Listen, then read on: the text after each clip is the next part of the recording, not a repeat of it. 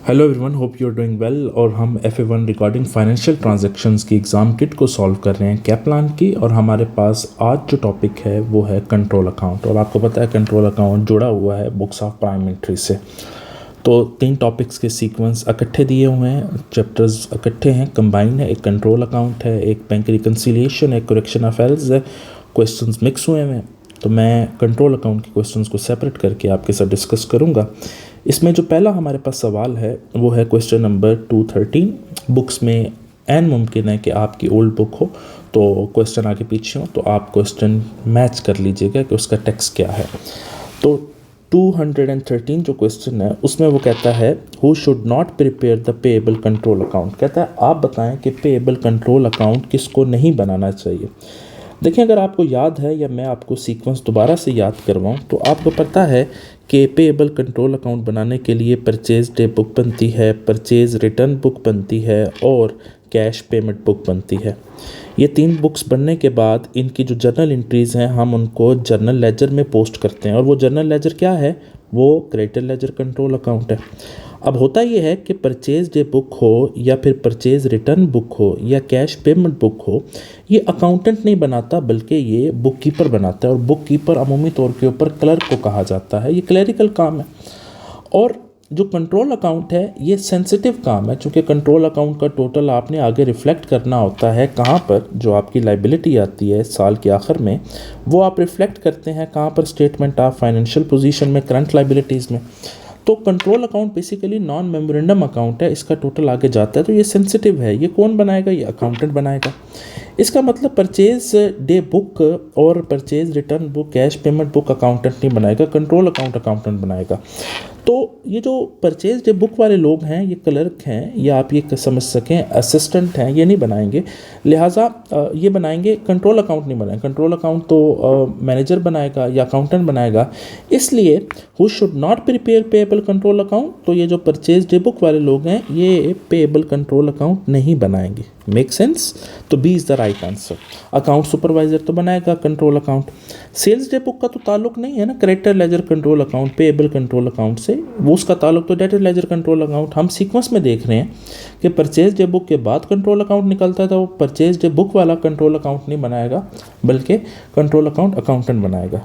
Make sense? अच्छा, आगे चलते हैं। अगला क्वेश्चन है हमारे पास क्वेश्चन नंबर 214। कहता है which of the following is not a purpose of control account.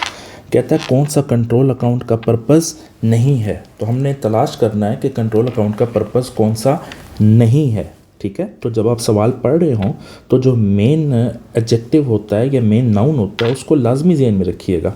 ना provide total of receivables and payable at any time. देखें, ये तो पर्पज़ है ना कंट्रोल अकाउंट का, क्योंकि debtor ledger control account, payable laser control account का ये टोटल बताता है।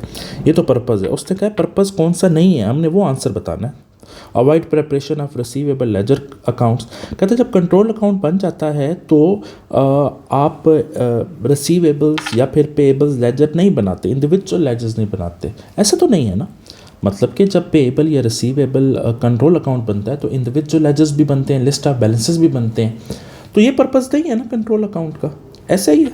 अच्छा, B is the right answer. लेकिन देख लेते हैं, identify errors in the day books and posting to the general ledger. बिल्कुल, जो डे बुक्स में एरर्स हुए हुए होते हैं उनको भी पता चल जाता है कंट्रोल अकाउंट के ज़रिए। Check accuracy of the entries in the individual accounts. जब कंट्रोल अकाउंट बनता है तो इंडिविजुअल लेजर्स भी बनते हैं और पता चल जाता है कंट्रोल अकाउंट का टोटल लिस्ट ऑफ बैलेंसेस के टोटल के इक्वल आ रहा है या नहीं आ रहा। अगर नहीं आ रहा तो हम गलती तलाश करते हैं, और ये एन मुमकिन है गलती जो है वो आपकी इंडिविजुअल लेजर्स में रिफ्लेक्ट कर रही हो। So B is the right answer because avoid preparation of receivable ledger accounts, ये बेसिकली पर्पज़ नहीं है कंट्रोल अकाउंट का। नेक्स्ट क्वेश्चन 215 में वो हमसे पूछ रहा है which of the following is not a statement which reconcile और कंट्रोल्स।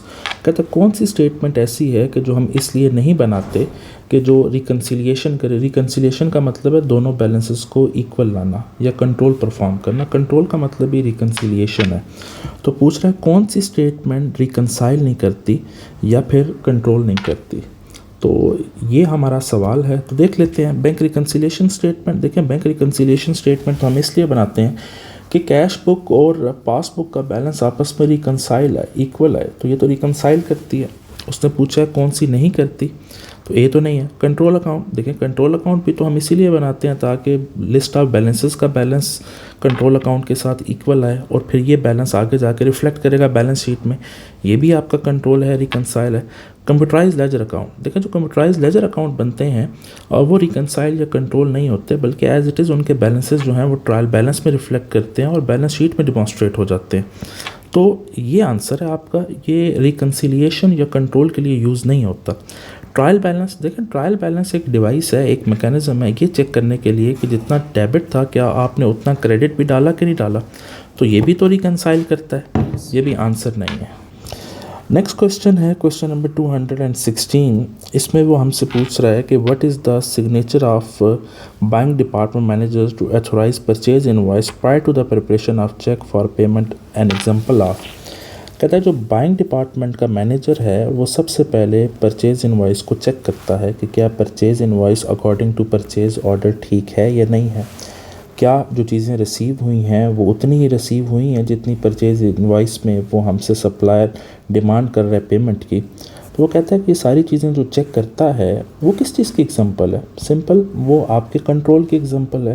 देखें आप कंट्रोल्स क्या होते हैं, कंट्रोल्स वो एक्टिविटीज़ होती हैं जिनको परफॉर्म करके आप किसी किस्म का एरर, मिस स्टेटमेंट, फ्रॉड को अवॉइड कर सकते हैं। आप ये कह सकते हैं कंट्रोल का मतलब डबल चेक करना है। तो सीसीटीवी कैमराज आपने इंस्टॉल किए हुए हैं, आपने बायोमेट्रिक इंस्टॉल किया हुआ है, थंब इम्प्रेशन इंस्टॉल किया हुआ है, आप ऑथराइजिंग के लिए 2 लोग सिग्नेचर करते हैं, सेग्रीगेशन ऑफ ड्यूटीज़ हैं, बैंक रिकन्सिलेशन स्टेटमेंट है। ये सारी की सारी एग्जांपल आपकी कंट्रोल अकाउंट्स की हैं ना, ताकि कोई एरर ना हो, कोई फ्रॉड ना हो, कोई मिस स्टेटमेंट ना हो जो कि मटीरियल हो और जिसकी वजह से नुकसान उठाना पड़े। तो this is the example of control. जैसे कि फॉर एग्जांपल आप ग्रॉसरी स्टोर से कोई भी चीज़ ख़रीदते हैं तो जब आप पेमेंट करते हैं तो वो आपको रसीद देता है, तो फिर आप रसीद देख के मैच कर रहे होते हैं कि क्या उन्हीं चीज़ों की रसीद बनाई गई है जिनकी मैंने पेमेंट की और वो चीज़ें क्या मेरी टोकरी में वही आई हैं कि नहीं आई। तो these are the example of controls. और नेक्स्ट क्वेश्चन हमारे पास क्वेश्चन नंबर 235 है। कहता है receivable control account balance is 1000। कहता है डेटर लेजर कंट्रोल अकाउंट ये कह रहा है कि हमने तमाम कस्टमर से $1000 रिसीव करने हैं and the total of the individual trade receivable balance is 850। ये जो total of individual trade receivable balances है इसका मतलब है लिस्ट ऑफ बैलेंसेस, ठीक है। चूँकि इंडिविजुअल लेजर्स का जब आप टोटल करते हैं तो वो लिस्ट ऑफ बैलेंसेस कहलाता है। तो लिस्ट ऑफ बैलेंसेस का बैलेंस इक्वल आना चाहिए किसके, डेटर लेजर कंट्रोल अकाउंट के। अब लिस्ट ऑफ बैलेंसेस ये कह रहा है कि मैंने अपने तमाम कस्टमर से 850 लेना है, जबकि कंट्रोल अकाउंट कहता है कि मैंने तो 1000 लेना है। इसका मतलब फ़र्क जो है वो $150 का आ रहा है। तो पूछ क्या रहा है, which of the following errors could account for this difference. कहता है ये क्यों गलती हुई है, ये क्या वजह है कि $150 का फ़र्क आ रहा है। तो हम यहाँ पर नीचे लिख लेते हैं कि हमारे डेटर लेजर कंट्रोल अकाउंट कहता है कि हमने $1000 लेना है तमाम कस्टमर से, डेबिट बैलेंस है। और लिस्ट ऑफ बैलेंसेस जो है वो कहते हैं कि हमने तो $850 लेना है। इसका मतलब है कि आपका $150 का फ़र्क आ रहा है। कहते हैं क्यों आ रहा है। A receipt from a credit customer 150, कहते हैं कस्टमर से $150 रिसीव हुआ, was recorded twice in the receivable ledger and control account. कहता है कि हमने गलती से 2 दफ़ा एंट्री पास करती, रिकॉर्ड कर लिया कंट्रोल अकाउंट में भी और इंडिविजुअल लेजर में भी। रिसीवेबल लेजर से मुराद यहाँ इंडिविजुअल लेजर से 2 दफ़ा रिकॉर्ड कर दिया। देखिए अगर 2 दफ़ा इक्वली रिकॉर्ड किया है दोनों बुक्स में, कंट्रोल अकाउंट में भी इंडिविजुअल लेजर्स में भी, तो दोनों के बैलेंसेस आपस में इक्वल तो आने चाहिए। ऑल दो एरर है लेकिन ये एरर इक्वल नेचर का है, दोनों में इकट्ठा किया गया है। या तो कंट्रोल अकाउंट में किया गया होता, लिस्ट ऑफ बैलेंसेस में ना किया गया होता, तो फिर हम कहते हैं कि फ़र्क आ रहा है अमाउंट का, दोनों में कर दिया गया है। तो इसका मतलब है ये डुप्लीकेशन हुई है, दोनों के बैलेंसेस इक्वली कम होने चाहिए थे और फ़र्क नहीं आना चाहिए था। ऐसे ही है, तो ये गलती तो नहीं है क्योंकि हमारा फ़र्क तो आ रहा है $150 का। कहता है a receipt from a credit customer 150 was not recorded in the receivable ledger. कहता है ये फ़र्क इसलिए आ रहा है कि आपको एक क्रेडिट कस्टमर से $150 रिसीव हुआ और आपने इंडिविजुअल लेजर्स में रिकॉर्ड नहीं किया। देखिए $150 आपकी क्रेडिट साइड पे आना चाहिए था ना इंडिविजुअल लेजर में। अगर आपने रिकॉर्ड नहीं किया तो इंडिविजुअल लेजर की डेबिट साइड ज़्यादा आ गई। जब डेबिट साइड ज़्यादा आ गई तो लिस्ट ऑफ बैलेंसेस भी तो ज़्यादा आना चाहिए था ना, लेकिन इंडिविजुअल लेजर का तो लिस्ट ऑफ बैलेंसेस कम आ रहा है। इसका मतलब ये गलती भी नहीं हो सकती। सी देखें, the receipt from a credit customer 150 was not recorded at all in control account. कहते हैं क्रेडिट कस्टमर से $150 रिसीव हुआ जो कि कंट्रोल अकाउंट में रिकॉर्ड नहीं किया।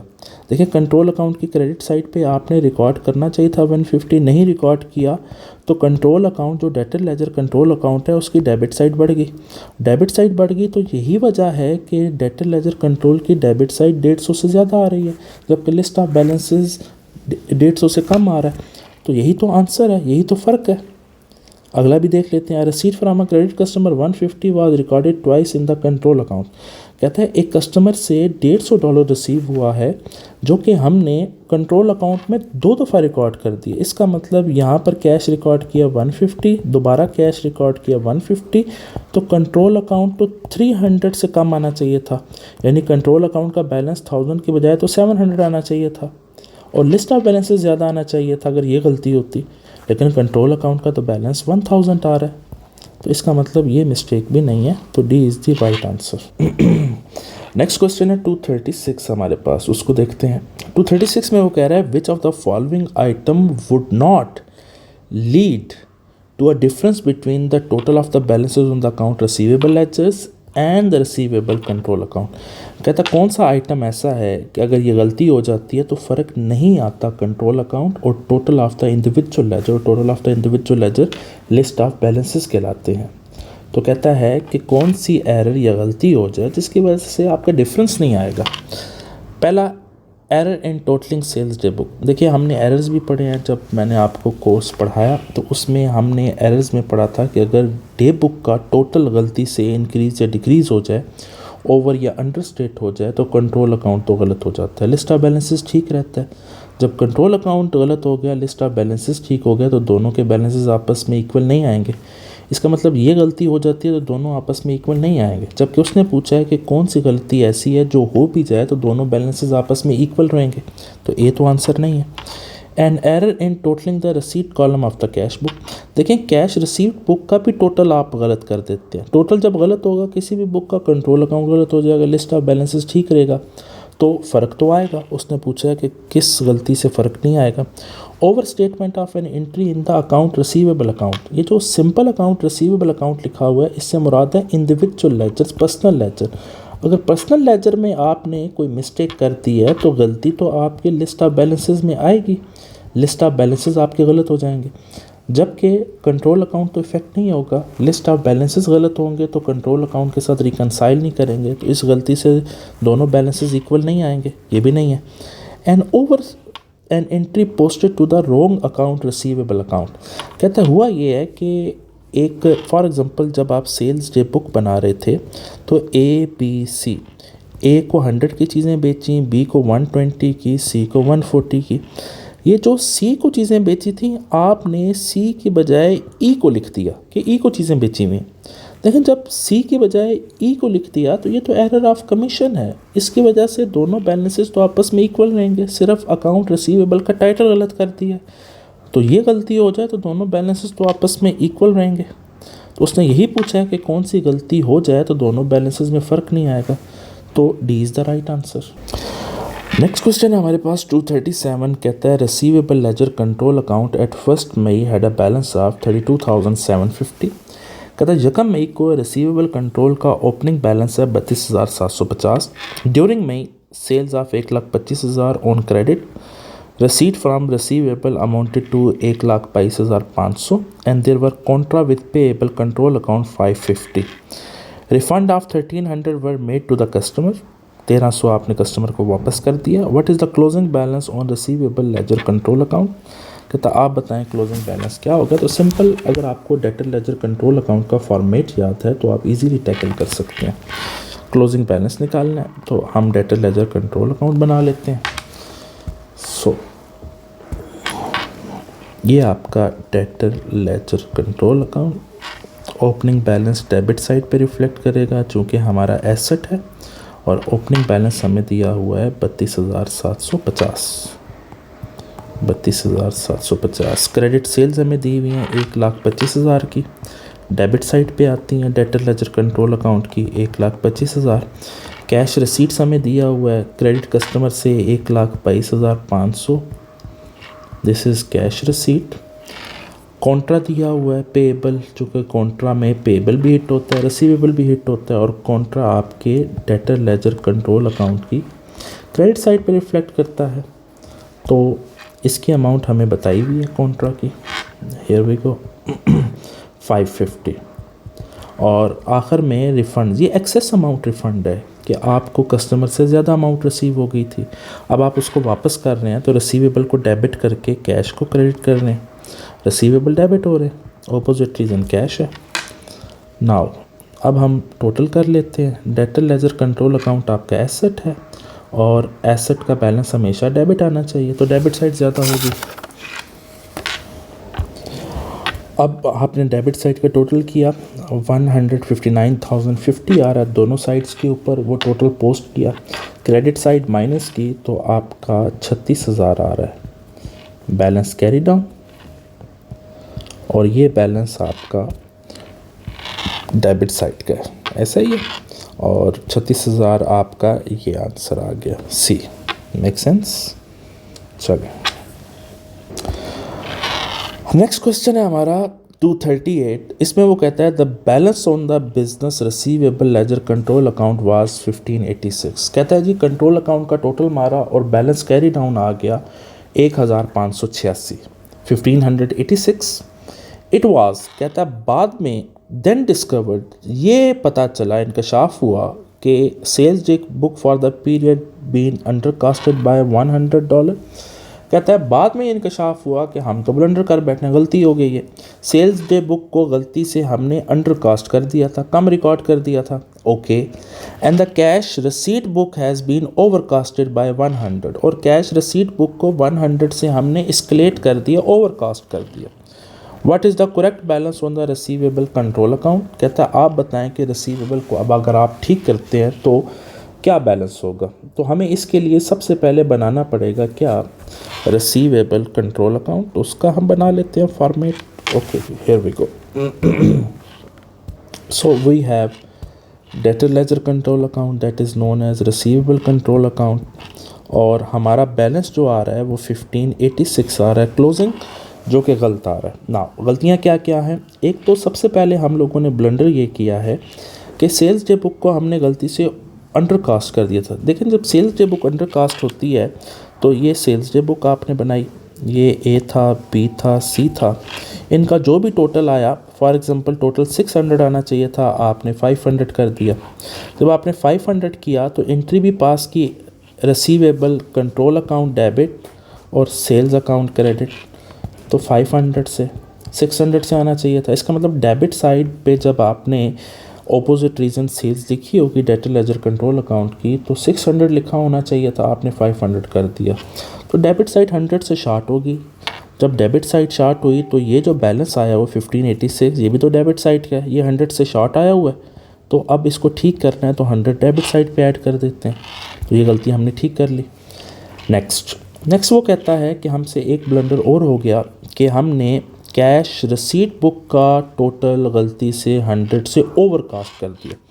देखिए कैश रिसीट बुक जब आप बनाते हैं उसका भी ताल्लुक़ तो आपका डेटर लेजर कंट्रोल अकाउंट से होता है। अब इन कस्टमर से फॉर एग्ज़ाम्पल एक से रिसीव हुआ है 100, दूसरे से रिसीव हुआ है 200, तीसरे से रिसीव हुआ है 300, तो आना कितना चाहिए था 500। आपने गलती से इसको ओवरकास्ट कर दिया, 600 लिख दिया, 100 से ज़्यादा ओवरकास्ट कर दिया, जो कि गलती उसने बताई हुई है। तो आपने कैश को डेबिट किया और डेटर लेजर कंट्रोल अकाउंट को क्रेडिट किया।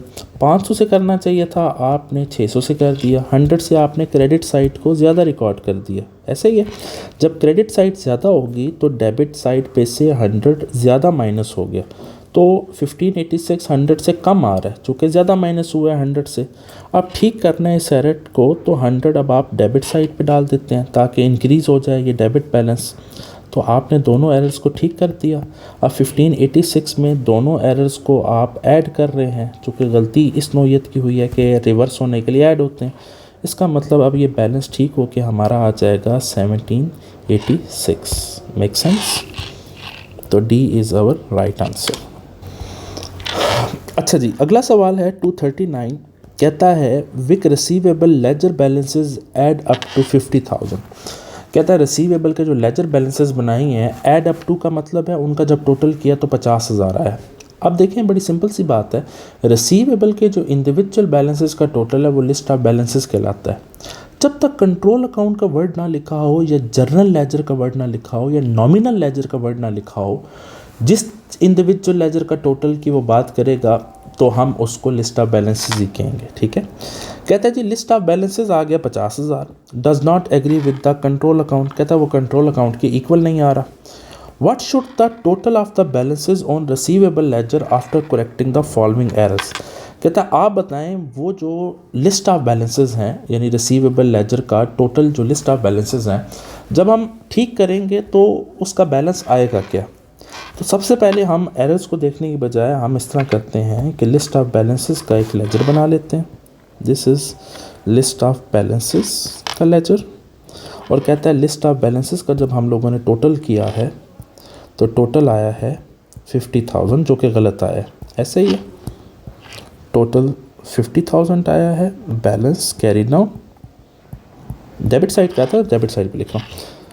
गलती क्या है, अब bank credit transfer from a credit customer 750 was not recorded in the receivable ledger, कहता है कस्टमर से पैसे रिसीव हुए बैंक अकाउंट में, हमने रिसीवेबल लेजर में नहीं रिकॉर्ड किया, क्रेडिट साइड पे रिकॉर्ड नहीं किया तो डेबिट साइड ज़्यादा होगी। अगर इंडिविजुअल लेजर की डेबिट साइड ज़्यादा होगी तो लिस्ट ऑफ बैलेंसेस की भी डेबिट साइड ज़्यादा होगी, चूँकि ये रिसीवेबल के टोटल को रिफ्लेक्ट कर रहा है।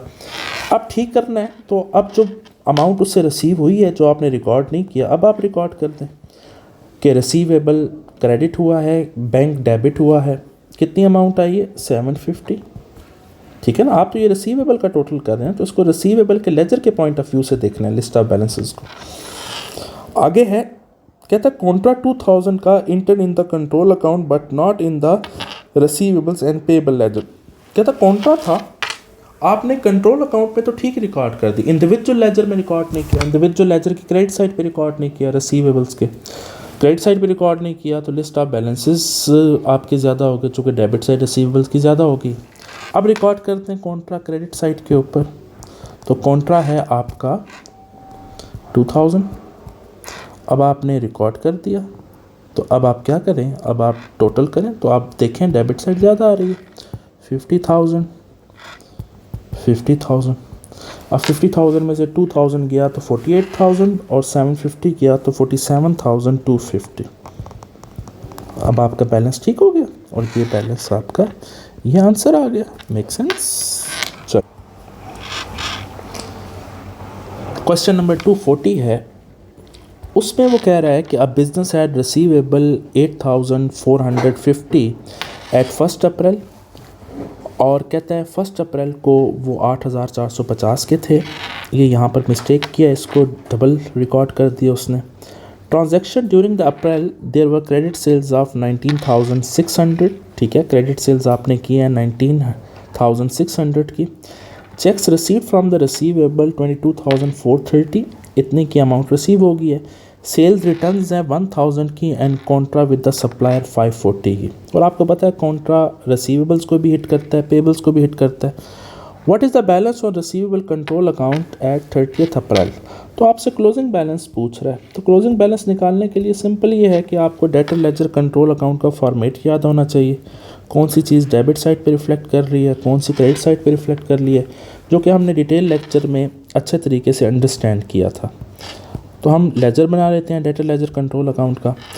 अब ओपनिंग बैलेंस डेबिट साइड पे रिफ्लेक्ट करता है, चूँकि एसेट का बैलेंस हमेशा डेबिट होता है, 8,450 डेबिट साइड पे आ गया। क्रेडिट सेल्स, जब आप क्रेडिट सेल्स करते हैं तो रिसीवेबल को डेबिट करते हैं, तो हम रिसीवेबल का लेजर बना रहे हैं तो डेबिट साइड पे ऑपोजिट रीजन सेल्स लिख देंगे 19,600। जो आपको चेक रिसीव हुए हैं रिसीवेबल से तो बैंक अकाउंट डेबिट हो जाएगा, रिसीवेबल क्रेडिट होगा, इसका मतलब ये रिसीवेबल की क्रेडिट साइड पे रिफ्लेक्ट होगा। तो बैंक अकाउंट अमाउंट है 22,430। सेल्स रिटर्न्स की एंट्री क्या होती है, सेल्स आपकी रिटर्न्स डेबिट हो जाती हैं, रिसीवेबल क्रेडिट हो जाता है, तो ये रिसीवेबल की क्रेडिट साइड पे रिफ्लेक्ट करती हैं, जो आपको पता है 1,000। कभी कभार वो सेल्स रिटर्न्स का वर्ड यूज़ करता है, कभी कभार रिटर्न इन वर्ड का यूज़ करता है, तो आपने कन्फ्यूज़ नहीं होना, सेल्स रिटर्न्स का दूसरा नाम रिटर्न इन वर्ड भी है, ठीक है। और सेल्स रिटर्न्स का तीसरा नाम जो है वो नेगेटिव सेल्स भी देता है कभी कभार वो, तो आपने इस चीज़ को कंफ्यूज नहीं करना। अच्छा, उसके बाद कॉन्ट्रा, आपको पता है ना कॉन्ट्रा आपकी डेटर लेजर कंट्रोल की क्रेडिट साइड पे आता है, तो 540 आप क्रेडिट साइड पे रिफ्लेक्ट करेंगे। अब आप टोटल करें तो डेबिट साइड का टोटल आपका ज़्यादा आएगा, 19,600 प्लस 8450, 28,050 माइनस 22,430 माइनस 1,000 माइनस 540, तो हमारे पास आंसर आ गया 4,080। वो है बैलेंस कैरी डाउन और ये बैलेंस है ए, ऐसे ही है।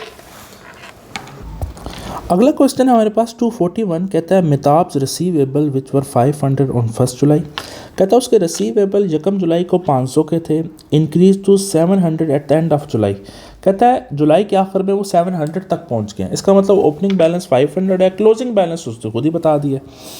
During the month Mehtab issued cash sales receipt of 2080, कहते हैं इतनी उसने कैश सेल्स की हैं जिससे पैसे आए। क्रेडिट सेल इनवॉइसेस 1900, कहता है जो क्रेडिट के ऊपर चीज़ें बेची हैं उससे 1900 आए। क्रेडिट नोट्स हैं 170। देखें क्रेडिट नोट का मतलब ये है कि जब आपने डॉक्यूमेंट्स ऑफ बिजनेस ट्रांजेक्शन्स पढ़े थे तो क्रेडिट नोट सप्लायर इशू करते हैं ना। सप्लायर से मुराद ये है कि जो सेलर है वो इशू करता है कि मैं आपकी चीज़ें जो आपने मुझे वापस किए मैं एक्सेप्ट कर रहा हूँ, इनवॉइस को अल्टर कर रहा हूँ। अब यहाँ पर तो कस्टमर से रिलेटेड डाटा दिया हुआ है, सेल्स की बात है, इसका मतलब क्रेडिट नोट हमने कस्टमर को इशू किया, हम सप्लायर हैं कस्टमर के लिए। जब हम क्रेडिट नोट कस्टमर को इशू करेंगे इसका मतलब हम उसको कह रहे हैं जो चीज़ें तुमने वापस की हैं, इसका मतलब हमने चीज़ें बेची होंगी उसको।